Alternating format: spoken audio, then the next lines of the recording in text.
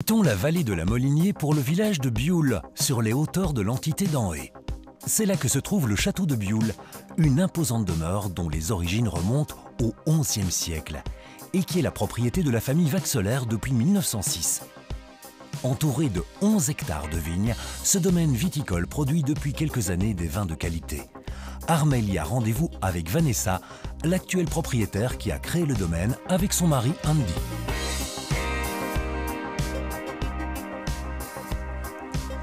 Bonjour Vanessa. Oh, j'étais sûre de te trouver au milieu de tes vignes. Oui. Oh, quelle propriété superbe. Ah bah c'est gentil. Quelle est son histoire? Alors le château de Bioul appartient à ma famille depuis un peu plus de 120 ans.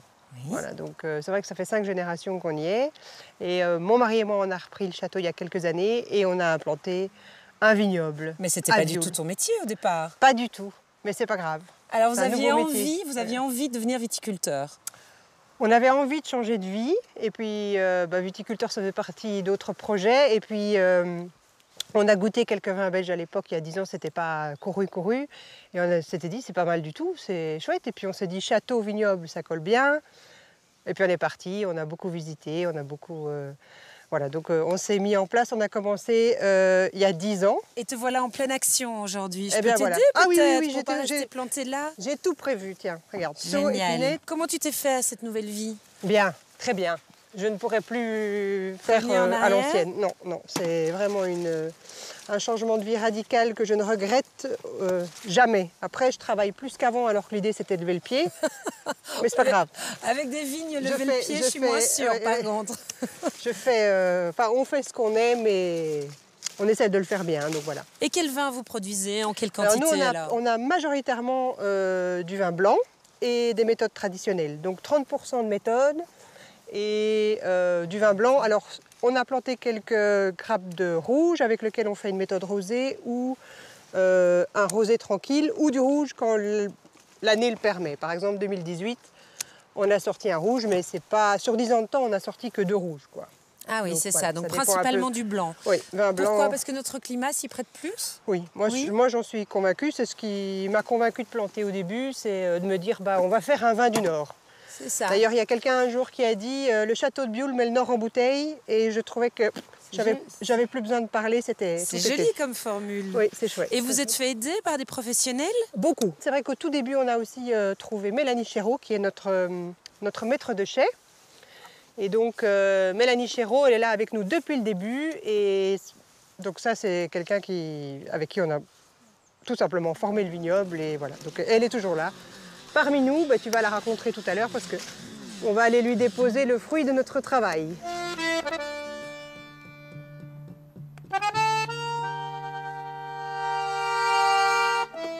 Alors, attention à la tête, c'est une petite porte. Mélanie, on arrive. Bonjour. Bonjour. Mélanie, Voilà. je te présente Armelle. Bonjour Mélanie, notre maître de chai. Bon, tu es dans de très bonnes mains. Moi, je vais préparer la petite dégustation. Ah, formidable. À tout de suite.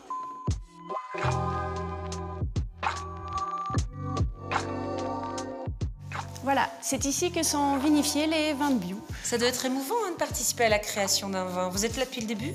Depuis 10 ans, oui, donc depuis le tout début, depuis les premières vignes plantées. Vous avez un joli accent français. Non, si, ok. Vous venez d'où? Dans le Muscadet, Dans le Muscadet. du côté de Nantes. Ça veut dire que vous avez grandi les pieds dans le raisin, j'ai envie de dire. Moi, je dis, je suis tombée dans une cuve quand j'étais petite. Ah oui? Alors, est-ce que c'est émouvant de créer un vin en Belgique quand on est française? C'est émouvant, c'est passionnant, c'est tout ce qu'on peut imaginer. En étant français, on peut reprendre un vignoble, mais partir de zéro, aller imaginer les cépages, les terroirs, deviner le vin, ce qu'il pourrait être, c'est assez unique. Alors, nous, on travaille majoritairement en cépages blancs. Ils sont très adaptés à nos conditions climatiques belges. Bien sûr, Donc, oui. un peu plus d'humidité, un peu moins d'ensoleillement. Je vais te faire goûter. Ce sera peut-être le plus simple. Plaisir.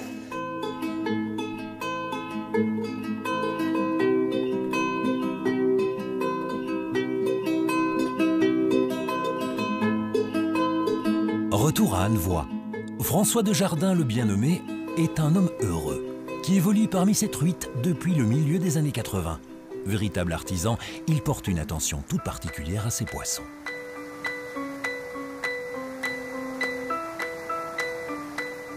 Alors c'est une pisciculture que j'ai créée il y a maintenant 33 ans à peu près.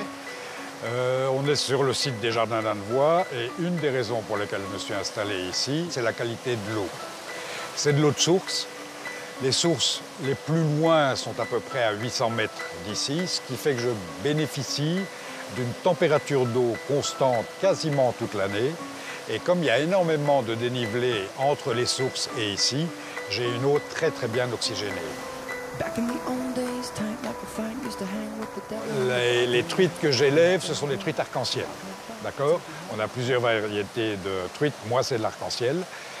Particularité, c'est que vu que les eaux sont froides, constantes en température, je vais avoir une densité de chair qui est assez particulière. Je ne vais pas avoir une chair molle. C'est une chair qui est bien ferme. C'est la qualité du milieu qui va faire la qualité du poisson, qui va se retrouver aussi, bien évidemment, au niveau du poisson fumé. Car François propose des truites fraîches, mais également fumées.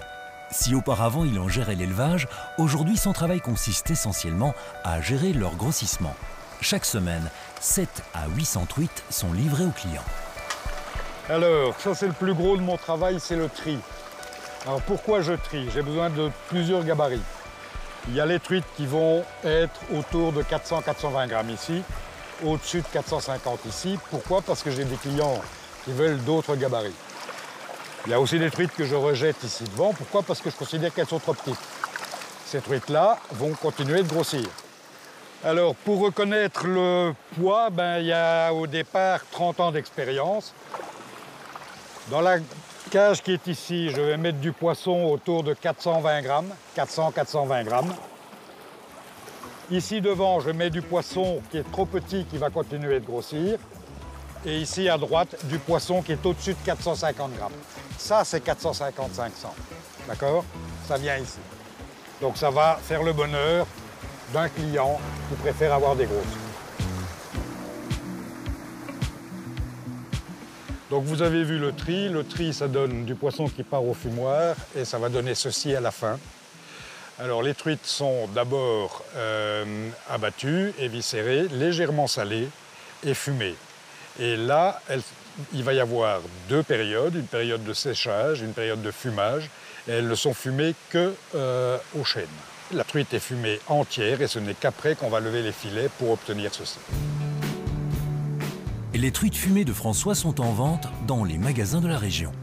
Si les truites fraîches sont principalement destinées au secteur Horeca, vous pouvez également en acheter sur place à la pisciculture. L'occasion de profiter du superbe lieu de travail de François. Le cadre est effectivement très très important. Déjà pour mon plaisir à moi et aussi pour les clients quand ils viennent. Le nombre de personnes qui me disent quel endroit magnifique, tant mieux.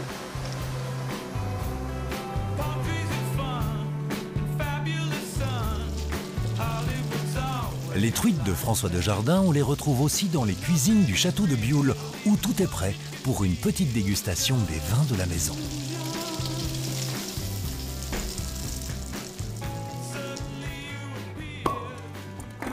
Ça, c'est un beau bruit.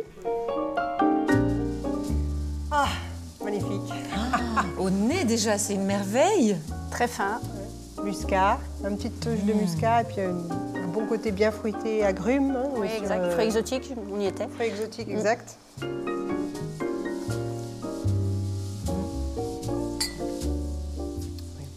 Quelle est la caractéristique des vins du Nord? Moi, je pense que justement, c'est cette minéralité, cette fraîcheur, ce petit piquant qu'on a en bouche. Effectivement. Voilà.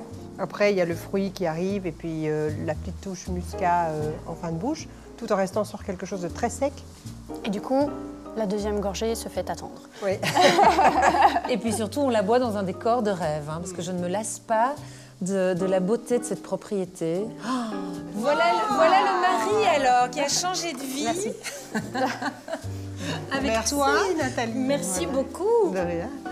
Ah, mais qu'est-ce qu'on est gâtés. Ah là là, Qu'est-ce oui. que c'est ceci? Alors, c'est un filet de truite qui vient de la pisciculture d'Annevoie, avec des légumes racines et un coulis de potiron aux noisettes. Quel est votre prénom? Andy. Andy. Vous êtes donc le mari? Absolument. Comment vous vivez ce projet aujourd'hui? 24 heures sur 24. J'en suis certaine. Ça, j'en suis certaine. On cherchait un nouveau projet éthique, en tout cas. Ça, c'était très important, avec un retour vers la nature. Et on s'est rendu compte qu'on pouvait faire des vignes, donc on parle d'il y a 10 ans, qu'on pouvait imaginer un vignoble de qualité en Belgique. Et alors, on a démarré nos recherches et je pense que ça a été très vite, d'ailleurs, en quelques mois. Donc on a visité beaucoup, on s'est beaucoup renseigné, voilà, et puis on s'est dit ok, on a trouvé, donc on s'était dit qu'en plus l'environnement s'y prêtait tellement bien, on avait tout ce qu'il fallait pour le faire, et donc voilà. Et donc on a mis la machine en route. Nathalie, elle a rejoint notre équipe maintenant, et donc nous organisons avec Nathalie des restaurants éphémères. Donc restaurant d'été, on le ferme bientôt. Et puis, on va faire un restaurant d'automne, on va faire un restaurant d'hiver et on a des petits projets... Ici au château? Ici au château, dans des lieux différents et c'est formidable, avec un concept différent. Ouvert au public? Ouvert au public, en général, c'est plutôt les soirs de week-end. Bon, après, d'un concept à l'autre, on change, mais voilà, ça, c'est un petit peu... Et on vous trouve comment, alors, sur les réseaux sociaux? Vous indiquez les thématiques et la période de ces dîners? Le château en lui-même n'est pas ouvert au public, sauf que la restauration s'y fera sans doute pour un ou deux concepts. Les chambres, on est occupé à en discuter, c'est pas encore tout à fait au point, mais alors ce qu'on a, c'est un parcours découverte qu'on ouvre les week-ends de la saison, donc j'appelle depuis Pâques jusqu'au vendange. Un parcours découverte où on découvre le vin, l'histoire de la famille, du château, et le parcours se termine par une dégustation sur cette terrasse, avec des petits plateaux terroirs que Nathalie nous concocte. Et alors, chaque plateau va avec un vin. Donc, vous avez un plateau par vin. C'est hyper séduisant. Et je trouve l'idée formidable. Ouais, c'est très, très chouette, oui. Chouette, ça. Et le vin, on le trouve ici au château, on peut l'acheter? Oui, on peut l'acheter au château et ailleurs aussi. Bon, mais moi, je lève mon verre à ces entrepreneurs, à ces châtelains qui portent un patrimoine à bout de bras pour en plus le développer vers un nouveau patrimoine gustatif. Donc, je vous remercie infiniment de votre accueil parce qu'on passe un moment délicieux chez vous. Et puis je me régale, je savoure, je profite. Bah, écoute, Armelle, ce n'est que du bonheur de t'avoir accueilli ici aussi. Merci. Merci. Au musée du château de Bioul, vous découvrirez les archives de l'histoire de la famille Vaxelaire, propriétaire du Bon Marché.